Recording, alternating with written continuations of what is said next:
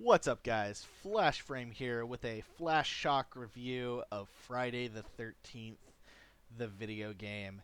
Now, the footage you're seeing on screen was taken a couple of days ago, and it's just some footage that I have in the background. I've cut the audio off because I want to focus on the review.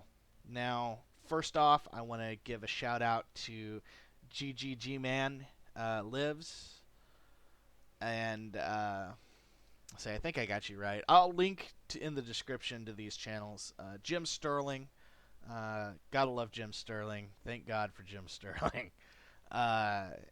Skilled Apple, who I've really enjoyed, and others of the Friday the 13th Slash and Cast, all you guys. I just want to give some shout outs to you. I want to give a shout out to Gun Media and Illphonic for the game. Which leads me into my first disclaimer. Yes, my wife and I backed this game on BackerKit. So we pre-ordered the game on BackerKit, which means we did help fund this. We backed it at the $40 price point. I would just like to make that clear.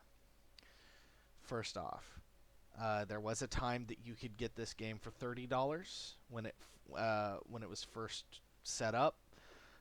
They raised the price to $40 just before announcing that they were going to go ahead and introduce the single player, which is to come down the line, and we'll touch on that in a moment.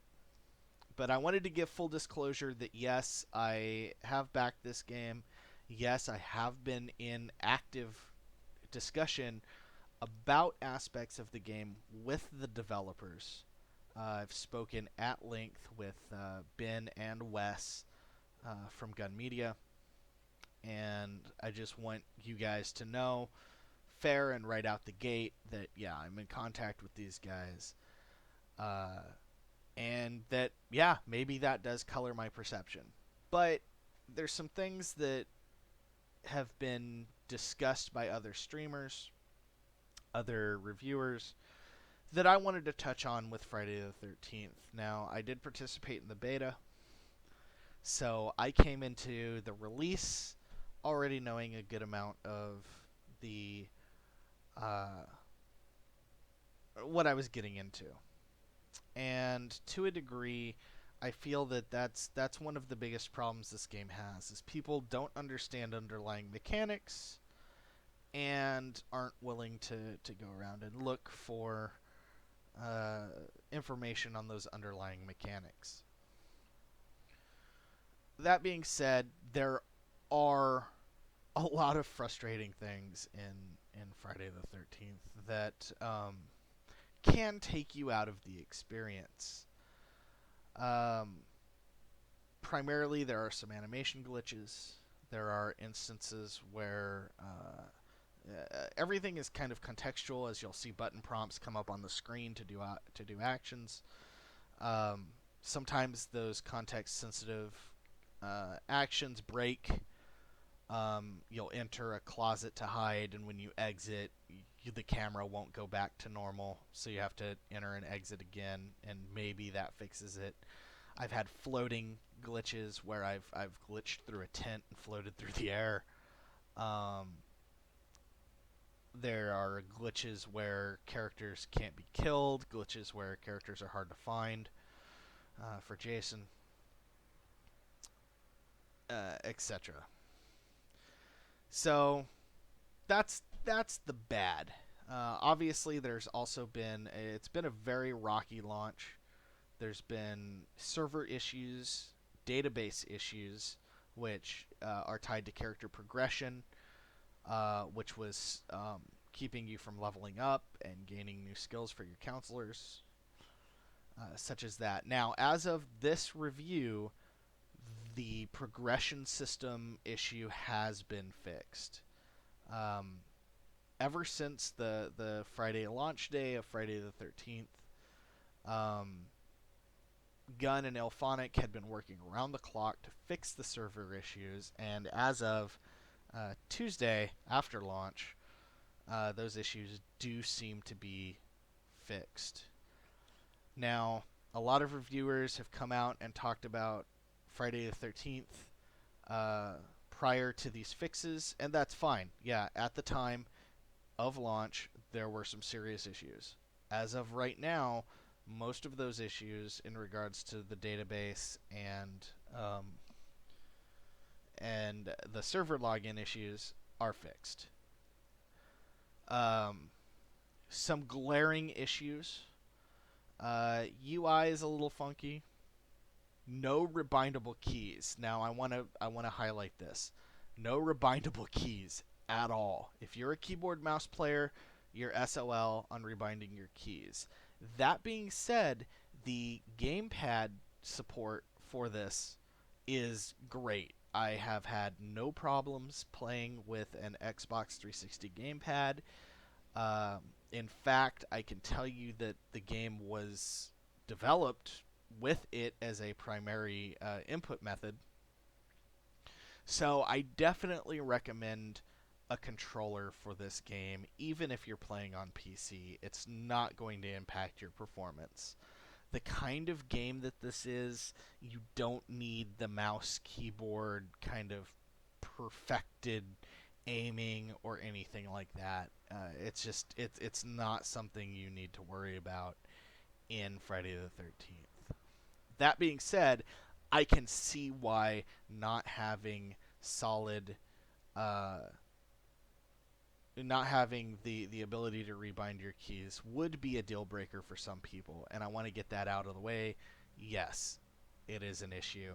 It should have been in the original uh, in at launch. Now, Gun and Illphonic have said that they are going to add rebindable keys soon, but their primary focus has been fixing the servers and ensuring everybody can get in and actually play the game, of which, again, they have seemingly succeeded in doing so.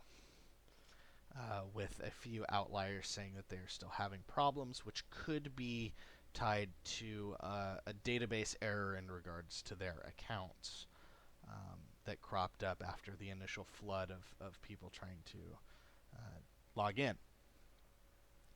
Now, the good things. The aesthetic is amazing. The animations, for the most part, are, while a little stiff, pretty good. A testament to the fact that they mocapped all of their animations. All of the animations from Jason are motion captured using Kane Hodder, who, if you know Friday the 13th at all, is a fan favorite Jason.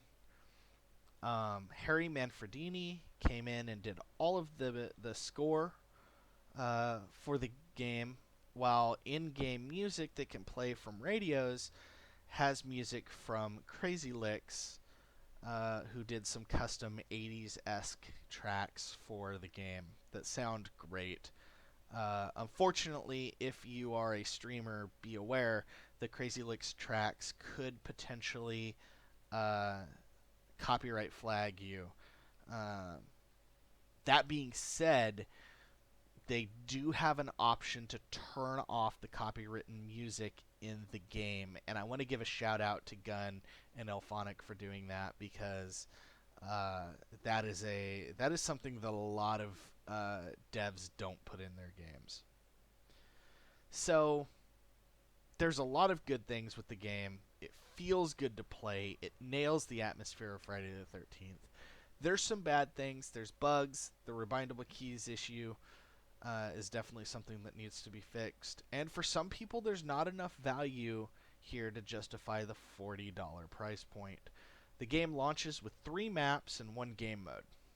Now, the maps are semi-procedurally generated. The overall outline of the map is the same, but cabin locations, which cabin is specifically where items spawn, is all randomly generated every match. So there are some things that will always stay the same. There are some things that change. Some matches will have 2 cars to escape from. Some will have a car and a boat, for instance, to escape through. Every match plays out a little differently. For some, that's great. For others, it might not be enough to justify the $40 price point. And that's another thing I want to talk about is the price point. At $40, this is one of the cheapest licensed title games, I think, on the market right now. If you look at other games that have had similar and greater launch issues that are licensed titles, such as Aliens Colonial Marines, Batman Arkham Origins, the list, there's a pretty big list of licensed games that have some pretty significant issues. We used to joke that movie licenses led to the worst games. This is a pretty good value for the money you're spending when, people bought into Aliens Colonial Marines, myself included, at $60 when it came out. I mean, I might not have had as many issues with that game if it had come out at 40 at the time. And let's keep in mind too, AAA studios have released games that are just as buggy, if not more so, than Friday the 13th. Skyrim, Mass Effect Andromeda, No Man's Sky, Battlefield 4. Like, those games came out with some pretty hefty issues at launch, and nobody seems to point that out. Yet everybody's slamming Friday the 13th and Gun and Illphonic, who are literally like a 35-man team. So I'd also like to mention that self-published the game, and here's another thing that never gets talked about. Gun and Illphonic have been amazingly open with the community and their consumers as a whole. They have been entirely open as to where their money has gone for the game. They have been entirely open as to when there are issues, have mentioned what the issues are, have worked with the community to explain, hey, here's what's going on. We're working on the fix. We are working with X people on the fix. So they've been extremely, extremely communicative to their user base as to what is going on with the development and fixes for the game, which I've got to say I absolutely appreciate.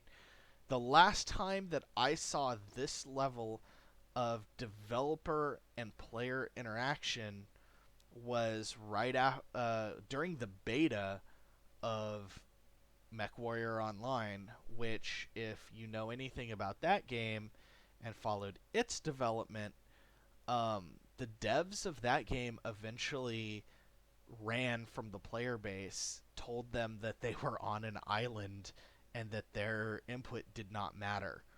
Gun and Illphonic have been very open, very much supportive of their player base, and saying, hey, yes, this is what's going on. We understand that these are the issues you're having. They flat out said that they're going to be in a coming patch soon, adding in rebindable keybinds, which will fix the bindable keys issue. So they're aware of the issues, and they are very communicative with the player base over the issues. So I just wanted to get it out there that, a lot of people aren't talking about these amazing things that the devs are doing. They've also been very communicative with the player base over, hey, we're a small team, we're publishing this independently, here are the things that we're having to go through for publishing this game that the average AAA developer doesn't have to deal with because of their publishing company. For instance, certification with Xbox and PlayStation. They kept us entirely up to date every single time something changed with certification, every time a build came back to them that wasn't quite right, and what they were doing to try to fix that, they were on top of it with letting us know what was going on and why the game was being held up. The game was supposed to release last year. It got pushed back because of certification issues. So, overall feel of the game, Jason's properly overpowered, not in a bad way. It's literally he's meant to be overpowered like in the movies. He has a teleportability which is reminiscent of scenes in the movies, and yes, can be a problem for some. Final verdict. Let's get down to it. Is it worth your money? At a $40 price point right now that the servers are fixed and all, yes. Yes, I believe that this game is entirely worth your $40. It's going to get constant updates. It's going to get new content coming down the road in the form of single player and offline bots. I would just like to mention offline bots. That is not something that you see in a release in 2017. Offline multiplayer bots? No. But they have flat out said, we're getting offline multiplayer bots. And a scenario mode for single player around playing as Jason and reliving some of the classic scenarios from the films, as well as other custom scenarios that they're going to come up with. So, bottom line, is it worth your $40? Yes. I personally feel that this nails the feel of Friday the 13th. If you were ever looking for a Friday the 13th experience, this is the closest you're going to get outside of, I don't know, filming your own fan film of Friday the 13th. Like, you've got some of the biggest heavy hitters in the industry, the film industry, for Friday the 13th that have come together to bring us what I feel is a memorable, fun game. So, definitely pick it up, and I hope to see some of you guys out running around in Crystal Lake. If you still aren't sold on it, come by the Friday the 13th Discord. You can look around the internet to get the information on that. But, yeah, come by, say hi, maybe talk with the devs, voice some concerns. Don't be afraid to interact. Gun and Illphonic have been really, really good about keeping everybody interacted with and discussing the issues.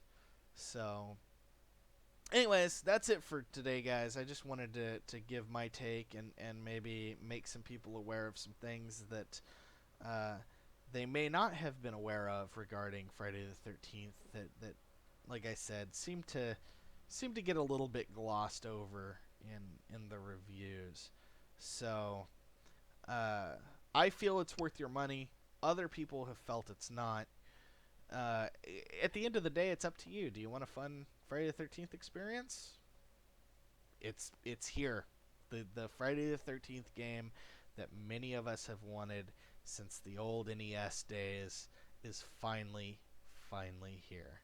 So, alright guys, take it easy. Hope to see you in Camp Crystal Lake soon. This is Flashframe, signing off. Take it easy, guys.